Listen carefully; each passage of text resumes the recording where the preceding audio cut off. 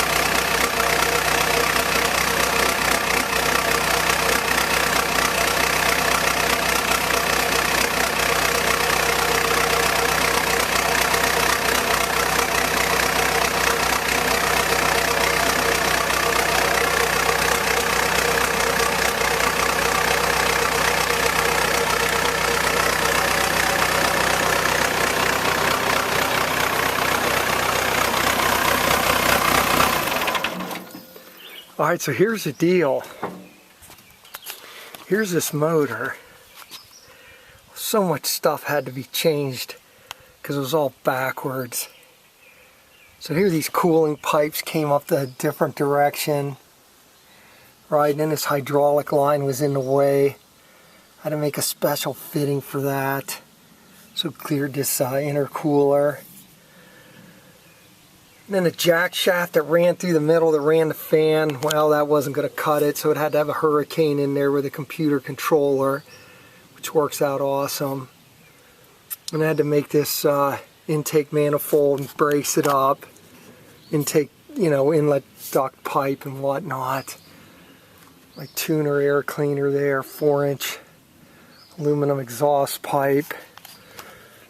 And oh yeah, I can't even show you inside here because these cylinders leak down, so if I put the boom up and the thing starts coasting down the hill, whatever, it's just a nightmare. I'll just have to show you in there. I had to do all sorts of pump adaptation and get a front end gear drive off a 6080 Allis Chalmers farm tractor and then modify these two piggyback pumps. Oh, brother. Tell you what, I'll never do this again. That's what I can tell you for sure. Alright, and then over here, I guess you can just see in here the fuel filter had to be changed. That mount didn't fit. The alternator there was banging into the front shroud there. Now it's just one thing after another. So all the radiator hoses were on the opposite side. They all had to be adapted. Just one thing after. Throttle linkage. The torque converter and flywheel was a 4 bolt on with 2 dowels, and the combine was 6, and I had to change all that and adapt it from the crank up.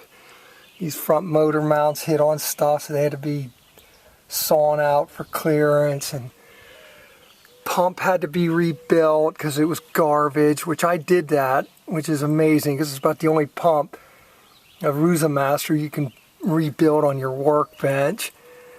And what other nonsense? Oh, it had an intake manifold, intake valve seat that was all burned out, so it was hoofing exhaust out the turbocharger, not good.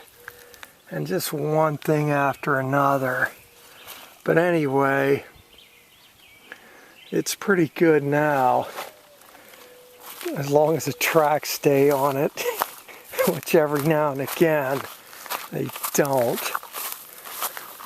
Brother. Alright, well anyway, so I'm going to fire this back up then, and I'll raise the boom up. Well, see if I can coast it down here. I'll raise this boom up and then I can show you these pump business.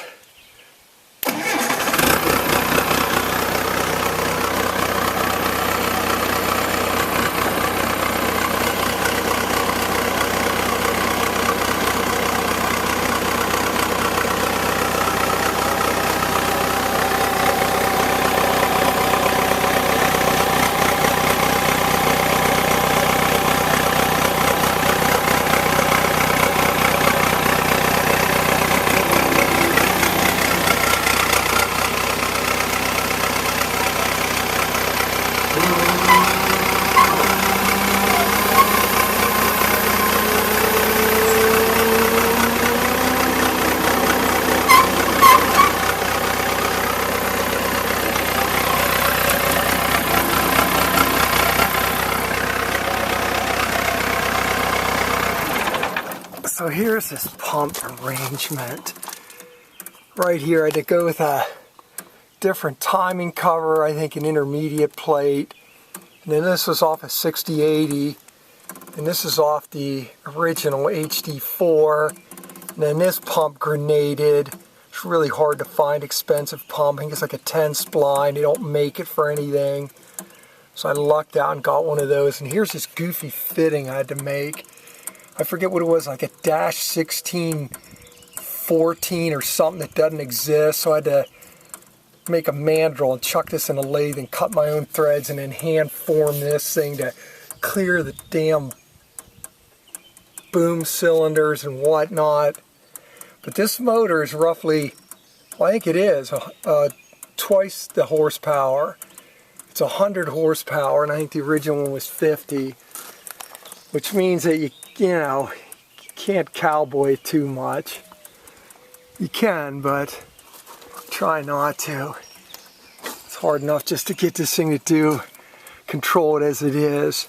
So anyway, here's a lower radiator pipe that had to be all monkeyed up, and so on and so forth. So I think you get the picture though. I think it's pretty cool though. It's done a lot of work. It's like a bull in a china shop. I'll tell you what, there are days I think you can knock a house down with this bad boy. So anyway, that's my deal there. Gives you a little bit of idea what the deal is with that. Oh, for some reason the hydros aren't leaking down there. Huh, it's amazing. Got a set of forks on there and whatnot. Alright, so you get the idea. I'll fire it back up again so you can hear that wonderful sound.